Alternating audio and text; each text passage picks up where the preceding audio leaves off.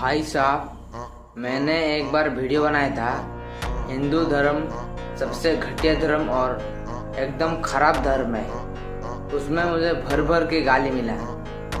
मैं ऐसे ही नहीं बोला, ठीक है, ऐसे ही नहीं बोला मैं कि हिंदू धर्म एकदम बेकार है। मैं कुछ नहीं बोलूँगा। इस बुक के मैं दो ही लाइन ही आपको बताऊँगा। आप जब इस बुक को पढ़ोगे ना, तभी आपको इसके बारे में पता चलेगा।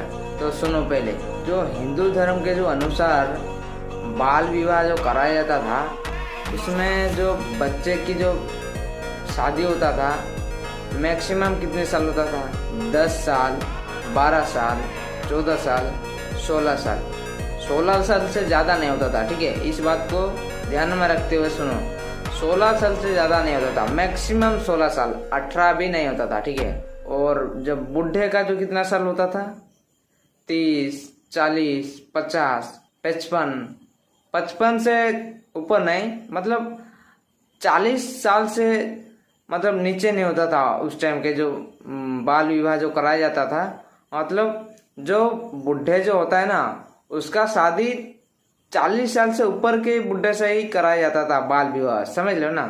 और बूढ़े का कितना साल बचा? अगर वो बूढ़े 55 साल का है, या फिर 60 साल का है, या फिर 50 साल का है, ठीक है, 50 साल मान लो बूढ़े का, बचेगा कितना दिन? 20 साल बचेगा।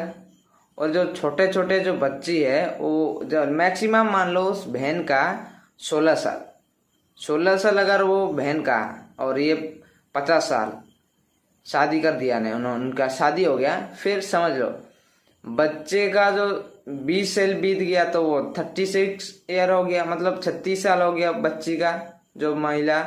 और जब बूढ़े का कितना होगा? 50 साल का होगा तो 70 साल। मतलब मान लो अगर बूढ़े 70 साल में मर जाएगा, तो उसमें प्रॉब्लम क्या है ना, बूढ़े अगर मर गया तो उसके साथ साथ इस अपने पत्नी को भी उस चिता में सती होना पड़ता था। इतना घटिया धर्म है, ठीक है, इतना घटिया धर्म है ये।